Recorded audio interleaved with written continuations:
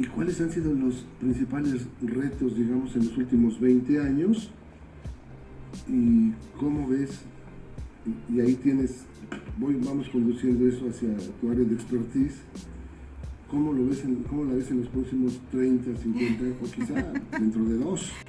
Creo que uno de los temas que más estamos ahorita sintiendo es el tema de la movilidad, ¿no? Una ciudad que ha crecido muy rápido. O sea, Mérida es una ciudad maravillosa, pero uno de sus grandes retos y desafíos ha sido la velocidad de su crecimiento. Y el otro tema que se les dice es que cuando tú sales en el ámbito laboral, pues nadie te va a perdonar, nadie te va a dar tiempo, nadie te va a decir, está bien, te espero 15 días, nadie. Y el gran desafío al que se están enfrentando es que sus competidores no van a ser su compañero de salón. Su competidor puede ser un joven que esté en otra parte del mundo, ¿no? Hola.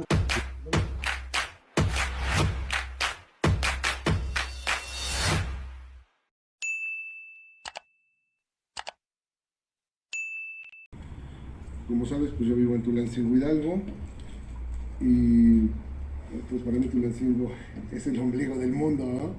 Pero yo pienso que es una ciudad bendita, en fin, pero cada quien lo ve así desde donde está.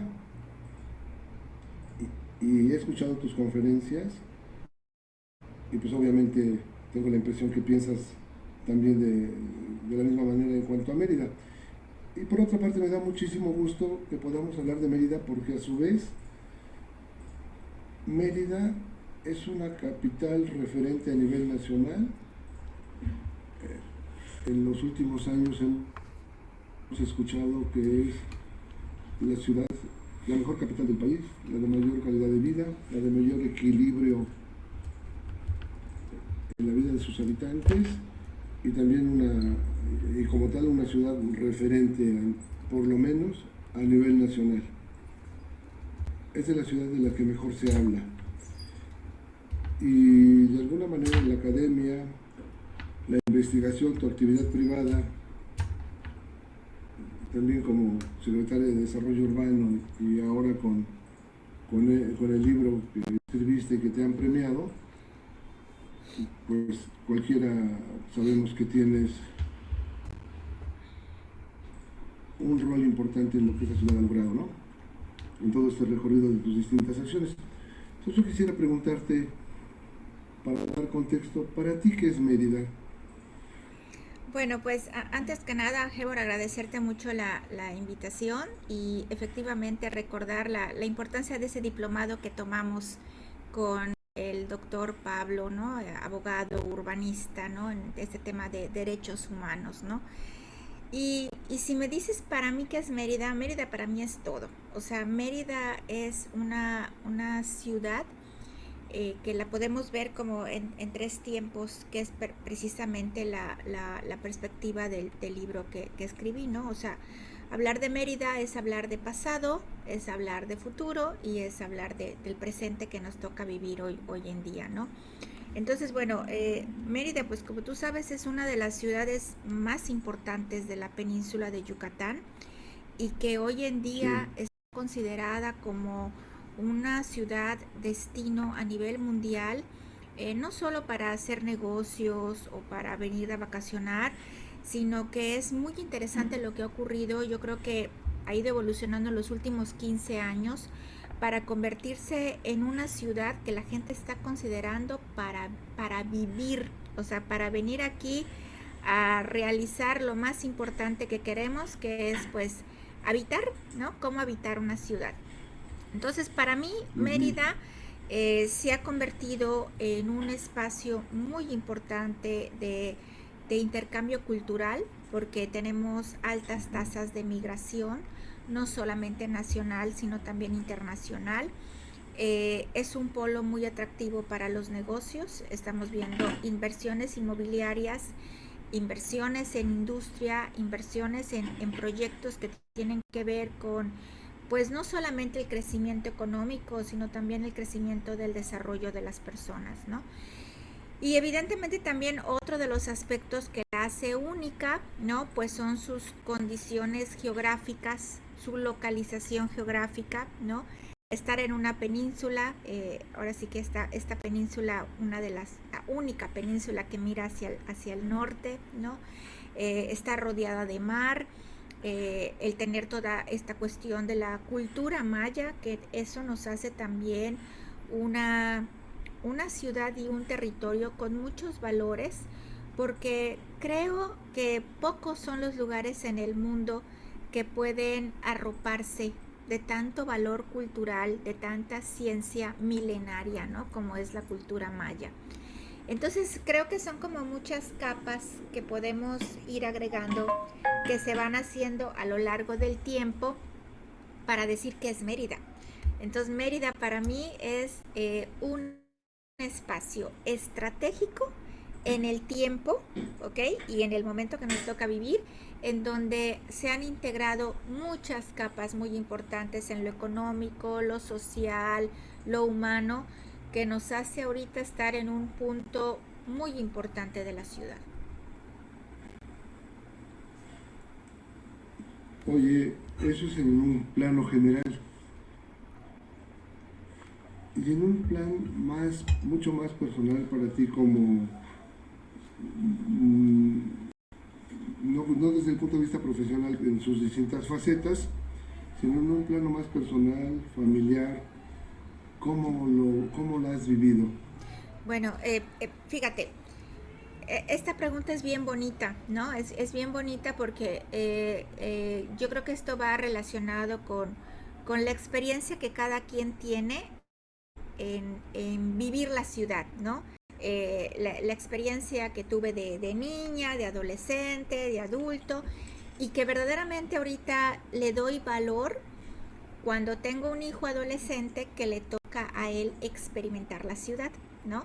Entonces, a lo mejor para nosotros el tener esa experiencia en la calle, jugar en la calle, moverte en transporte público, ir al centro con tus amigos, o sea, eso a lo mejor, si hablamos de la década de los 80s y los 90s, pues podría ser parte normal de la vida cotidiana, ¿no?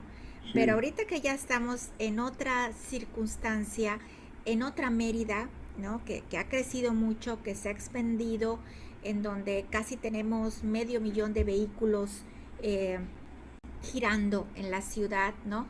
Pues la experiencia es diferente, ¿no? Pero algo que me parece muy valioso es que mi hijo pueda tener esa experiencia de la ciudad. O sea, que él se pueda desplazar, ir, venir, conocer, recorrer, caminar. Entonces, creo que mientras logremos que la ciudad mantenga esas características en donde puede ser usada y habitada por los jóvenes, eso sigue siendo valioso.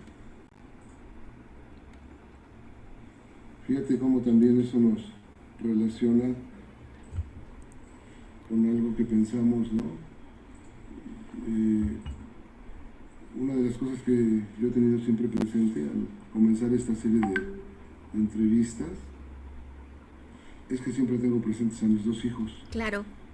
Y yo quisiera hacer algo para que no solamente mis hijos, sino los hijos de todos tuvieran una mejor ciudad, Sí, ¿no? sí, Y ahorita que lo dijiste me moviste el tapete porque de alguna manera es algo que tengo presente y es la primera vez que lo menciono en una entrevista. Finalmente, yo creo que todos desde nuestro lugar donde nos encontremos valdría la pena que hiciéramos algo por la ciudad, lo sí, que podamos. sí, Creo que eso, y precisamente porque ves a tus hijos, ¿no?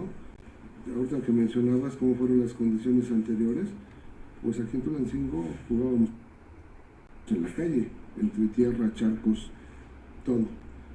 Y sin embargo se generaba un gran sentido de comunidad. La bolita exacto. de amigos que teníamos estábamos fundamentalmente interesados en dos cosas: jugar fútbol y cuando se podía ir a las fiestas.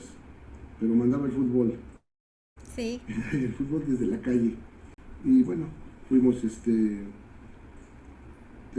tuvimos la fortuna de contar con unos amigos desde la infancia, que hoy desafortunadamente en gran parte nuestros hijos pueden hacer amigos frente a la casa, en la calle. Ya son en la escuela o en algunas otras actividades. Y eso, como estaría muy bien que se pudiera pues recuperar en la medida de Sí, lo posible, ¿no? sí, De ahí la importancia de otro tema que me importa mucho, que es el espacio público, claro. ¿no? Eh, Ahorita nos has comentado algunas de las razones por qué Mérida es una, una referencia a nivel nacional y una ciudad también con una creciente importancia mundial. ¿Y cuáles han sido los principales retos, digamos, en los últimos 20 años? ¿Y cómo ves? Y ahí vamos conduciendo eso hacia tu área de expertise.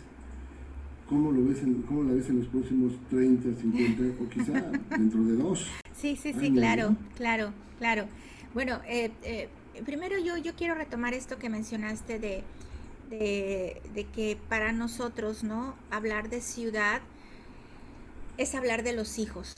O sea, para mí eso es algo muy importante. Es muy importante porque cuando nosotros nos comprometemos con lo que significa nuestros hijos desde la educación en casa y todo, los estamos preparando para ser también ciudadanos y habitantes, ¿no? Entonces, en la forma en la que nosotros nos conducimos es en la forma en la que educamos, ¿no? Y a veces tenemos muy poquitos espacios para estar hablando con nuestros hijos precisamente por la dinámica que tenemos, Sí, el trabajo intenso, ellos ya tienen sus actividades, ya nada más es de, hola mamá, ya me voy, regreso, nos vemos, o sea, eh, pero hay un momento en el que yo trato de exprimir el tiempo, que es cuando lo llevo a la escuela, ¿no? Y cuando lo llevo a la escuela es el irle explicando, mira, esto no se hace, ve esta persona, cómo cruzó la calle, el que se pasó el alto, el que me rebasó, el que se estacionó en la puerta de la casa y no me deja salir a tiempo para que yo te lleve a la escuela, ¿no? Eh, y toda esa reflexión para mí es muy importante porque es el espacio público, es la calle, ¿no? Siempre le digo, sí. en la calle es en donde todos nos protegemos. O sea, en el momento que tú pones un pie en la calle, o sea, ya estás ahora sí que a merced de lo que suceda. Entonces, si todos salimos a la calle pensando cómo protejo al otro, o sea, no soy yo, es cómo protejo al otro, pues creo que eso nos llevaría a tener más conciencia, ¿no? Y yo lo digo porque ahorita que dices cuál ha sido ese proceso evolutivo de la ciudad de Mérida, creo que uno de los temas que más estamos ahorita sintiendo es el tema de la movilidad, ¿no? Una ciudad Ujú. que ha crecido muy rápido, o sea, Mérida es una ciudad maravillosa, pero uno de sus grandes retos y desafíos ha sido la velocidad de su crecimiento.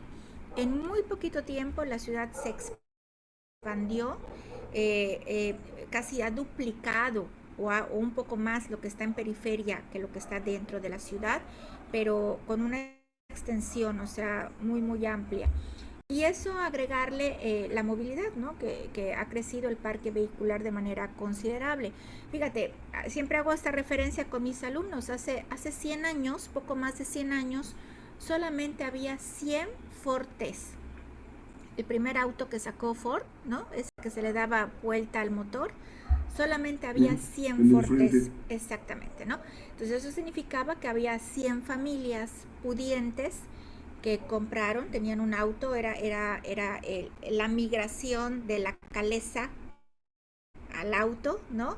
Y que solamente era para hacer un recorrido, pues a lo mejor de menos de 7 kilómetros, ¿no? Era para un recorrido de una avenida principal, Paseo de Montejo, a una zona de villas, que era la colonia Itzimná, que ahorita todo eso está perfectamente céntrico, ¿no? Entonces, cómo hemos pasado en un siglo de 100 autos a casi poco más de medio millón de automóviles, ¿no? En una ciudad que ha crecido como te digo, muy rápido. Entonces, si tú me dices desafíos hoy en día, en estos 20 años, ¿no? Es precisamente el tema de la movilidad Y otra cuestión que creo que también es muy importante resaltar son el acceso a la vivienda. ¿Okay? En el tema del acceso a la vivienda, que también creo que es un problema que estamos viviendo a nivel nacional, no hay vivienda económica, o sea, toda esta política de viviendas de interés social tuvo una pausa muy fuerte en los últimos, ¿qué podemos decir? A partir de los últimos 10 años vino en descenso la producción de vivienda social y ahorita en Mérida la producción de vivienda responde al comportamiento del mercado inmobiliario, ¿no? Entonces se está construyendo vivienda que está para nichos muy específicos, pero no precisamente desde una perspectiva de necesidad social. Entonces, si tú me dices, bueno, no tanto para los próximos 30 años, pero sí para los próximos 5 años, ¿no? Los jóvenes que ahorita ya están a punto de graduarse, están empezando a trabajar y pues están pensando a lo mejor en comprar una vivienda, hacerse de un patrimonio, pues van a encontrar muchas dificultades porque la vivienda ya está muy cara, se ha encarecido el suelo, la vivienda ya está muy alejada de la ciudad y eso la vuelve sumamente difícil de habitar. La puedes comprar, pero el día a día te va a agotar por las distancias, por transporte público, porque de repente te quedas atorado media hora y no avanzas, ¿no? Entonces creo que esos son temas importantes para pensar en el caso de Mérida. Que sería bueno, yo me permitiría agregar un tercer punto a este triángulo, además de otros temas de muchísima importancia, como sería el trabajo, ¿no? Tenemos la movilidad, la vivienda y el trabajo. Y alguna visión que ha predominado por mucho tiempo es el hacer fraccionamientos fuera del núcleo urbano, y pues esos servicios se tienen que pagar. Claro. Esa distancia cuesta y se vuelve muy caro, porque entonces precisamente uno de los factores que antes mencionaban, vamos a crear polos de desarrollo, fue una bomba de tiempo. Vamos a hacer que la ciudad se desarrolle, y confundían desarrollo con crecimiento en el discurso político, en todos lados, y desafortunadamente era parte de unos negocios donde no se visualizó ni con un mínimo de futuro lo que iba a costar. Por lo menos por acá sabemos de casos de algunos fraccionamientos que están fuera del casco urbano, donde resulta muy caro vivir fuera de los lugares de trabajo. Rentan aquella casa, rentan algo en algún lugar más cercano y les sale mucho más barato. O pierden menos. Claro. Porque en algunos casos, de todas maneras, no se solventa esa diferencia. Y eso ha dado mucho al concepto de ciudades un tanto más compactas. Es decir, ya no nos expandamos a esa velocidad, ya no crezcamos a esa velocidad. Aprovechemos lo que tenemos, quizá a través de un concepto probablemente no tan bien aplicado, digamos, hagamos remodelaciones urbanas de los usos de suelo, etcétera, que nos permitan que la gente se mueva menos. Eso cuesta muchísimo en todos sentidos. Que más adelante quisiera ligarlo con otro tema, y ahorita que me has comentado esos como los temas principales, me gustaría regresar a un punto que tiene que ver con tu trayectoria, ¿no? Desde la academia, la investigación, es decir, como actividad como docente, como profesora, investigadora, ¿qué tanto se puede aportar de estos escenarios hacia el mejoramiento de la ciudad? Muchísimo, muchísimo, porque fíjate. ¿Cómo lo hacen ustedes? Sí, bueno, yo estoy muy contenta, o sea, algo que me pone muy contenta, me emociona mucho es ser profesora de la Facultad de Arquitectura de la Universidad Autónoma de Yucatán, ¿ok? O sea, sí, está bien, sigo ¿sí? Sí, sí, sí. Te digo, algo que a mí me emociona mucho es ser profesora de la Universidad Autónoma de Yucatán, de la Facultad de Arquitectura. Porque, fíjate, cuando tú me decías, o sea, cómo relacionamos nuestra experiencia urbana con el hecho de ser padres, ¿no?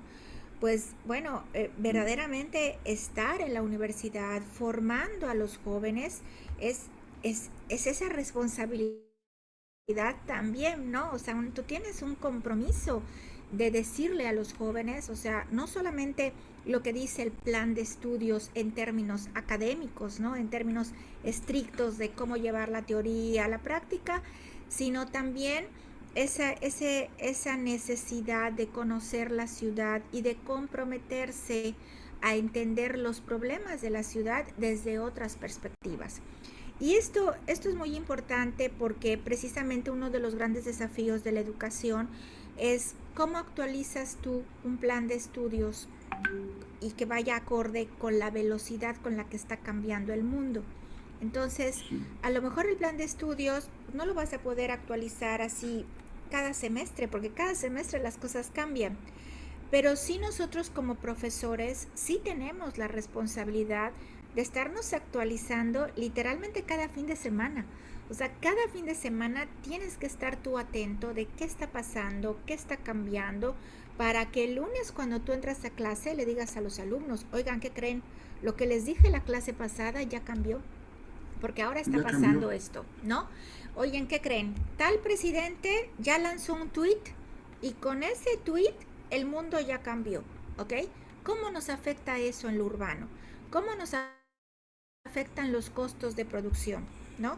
Entonces, creo que ahí hay un tema muy importante que no es nada más la enseñanza de un modelo educativo, sino el mismo proceso que cada profesor debe de tener para actualizar la información, literalmente como dicen, en tiempo real, ¿no? O sea, está ocurriendo esto y lo estás incorporando en tus análisis urbanos, arquitectónicos, jurídicos, en fin. Mira, yo ahí tengo, digamos, algunas dudas en ciertos puntos específicos. He tenido, alguna vez he dado alguna clase en alguna universidad por acá. Eh, pero algo que me desilusionó en algún momento es que cuando tienes un nivel de exigencia con los alumnos que tú sabes que existe afuera, hoy hay un enfoque muy ligero, muy light en cuanto a lo que ahí se puede exigir a un alumno. Y si te pasas de la raya desde su punto de vista, pues eres el peor profesor y pues más vale que te vayas, ¿no? Entonces yo veo eso, no sé si en ese sentido Yucatán también está estableciendo una diferencia en cuanto a ese nivel de conexión entre los problemas reales y la academia. Sí. En las clases que yo he dado, yo he buscado ligar lo que dice el programa, que a veces lo veo, lo he visto muy fuera de la realidad, y lo ligo con problemas reales. Entonces, eso ha permitido que los alumnos generen proyectos de los cuales se deben sacar un provecho que en un momento dado puedan aplicar, pero sí ha generado un choque. Y he visto que ahí, por lo menos por acá, en algunas escuelas hay una preferencia por los profesores que exclusivamente han sido académicos, investigadores, etcétera. Y aquellos profesores por asignatura que tienen un contacto diario con la realidad y que pueden aportar cosas valiosísimas, cada vez están quedando con mayor facilidad fuera de toda esta estructura académica. A mí me parece que tendría que haber un poco Sí. un mayor espacio para profesores por asignatura, que daría un equilibrio importante. Tú tienes una experiencia enorme trabajando por tu cuenta, servidora pública, escritora, profesora, investigadora, conferencista. Entonces todo eso lo puedes vaciar en una clase, y yo sí he percibido como que aquellos profesores, incluso algunos muy brillantes, pero solamente con una trayectoria dentro de la universidad, podría ayudarles a tener esas otras facetas. Pero aquí no se puede chiflar y comer pinole, pero sí se Sí. puede dar oportunidad a aquellos que tienen esa experiencia por fuera y que puedan incorporarlo a las clases, ¿no? Yucatán es diferente también en eso. Bueno, fíjate, esto que dices es bien interesante porque precisamente es cómo buscar el equilibrio entre los profesores de tiempo completo, o sea, el profesor que está de tiempo completo trabajando en la universidad, que precisamente le permite desarrollar investigación, ¿no? Y el Sí, otro que tú dices es el profesor que tiene una práctica profesional muy importante afuera y que viene a apoyar precisamente a esas materias específicas porque su práctica profesional no se lo permite, ¿no? Entonces, ¿qué es lo que se busca? El equilibrio, ¿no? ¿Por qué? Porque el profesor de tiempo completo tiene un plus que es, bueno, si desarrolla investigación, ¿ok? Y la sí. investigación lo que te permite es precisamente estructurar aquellos problemas de la realidad, ¿no? Para elevarlos desde una perspectiva conceptual, metodológica, y entonces identificar problemáticas que de otra manera pues no se podrían aterrizar, ¿no? Entonces yo creo que algo muy importante es el equilibrio, ¿no? Tener estos profesores que están desarrollando investigación para permearlo en la formación de los estudiantes de licenciatura y también tener a estos exitosos profesionales que se están enfrentando al día a día, ¿no? A resolver los problemas de afuera. Sí, Lo que sí nosotros tenemos en la Facultad de Arquitectura de la UADY es que precisamente el modelo educativo está diseñado para que tú tengas ese acercamiento con la problemática y escenarios reales, ¿no? Eso evidentemente depende de cada asignatura, porque hay asignaturas que, por ejemplo, construcción, ¿no? Que son de visita de obra, que son directamente en sitio, ¿no? Y hay otras, por ejemplo, las teorías, teoría de la arquitectura, teoría, cosas que se pueden ver desde, pues, desde un ámbito totalmente académico, pero que siempre, siempre tú tienes que salir a la calle a identificar esos elementos teóricos, ¿no? Para poderlos entender. Ese es un compromiso muy fuerte que se tiene en el caso de la UADY, ¿no? De casi casi escenarios reales, ¿no? Para la educación y la formación. Y eso también repercute en la capacitación que se nos da a los profesores, ¿no? ujú, Entonces sí hay un compromiso muy importante de la universidad de estarnos capacitando para que tú, no importa qué asignatura des, tú tengas esa capacidad de vincular escenario real con lo que se dice en el aula. Y con respecto a lo que tú dices en esos estándares, ¿no? Yo siempre se los digo a los alumnos, o sea, la formación que están teniendo ustedes acá es un pedacito, es como la punta del sí, iceberg, ¿no?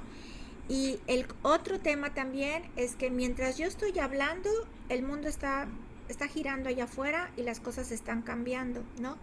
Entonces, pues cuando nosotros estudiamos arquitectura, pues tú te enterabas hasta el día siguiente, cuando salía el periódico, en las noticias, o sea, no te enterabas en el momento y no teníamos esa comunicación global en la mano a través de un teléfono, ¿no? Que todos sabemos aquí. Hoy en día los jóvenes están conectados 24 horas, los 7 días de la semana, los 365 días. Entonces yo les digo, a ver, si tú eres capaz de invertir 1, 2 o 3 horas en TikTok, en Instagram, en Facebook y enterarte de N cantidad de cosas, significa que si se te pregunta algo sobre temas urbanos, también lo deberías de saber, ¿ok? Porque tú tienes la información en la mano, ¿no? Y el otro tema que se les dice es que cuando tú sales en el ámbito laboral, pues nadie te va a perdonar, nadie te va a dar tiempo. Nadie te va a decir, está bien, te espero 15 días. Nadie. Y el gran desafío al que se están enfrentando es que sus competidores no van a ser su compañero de salón. Su competidor puede ser un joven que esté en otra parte del mundo, ¿no? Y va a poder cumplir, porque ahorita tenemos casos, ¿no? De jóvenes que se están graduando y están trabajando para despachos en Dubái, ¿ok? Entonces Sí, ya ahorita nada te detiene, ¿ok? Entonces sí, decirles, ahora sí que tú eres aquí también parte del proceso de enseñanza es que el profesor es un acompañante, ¿no?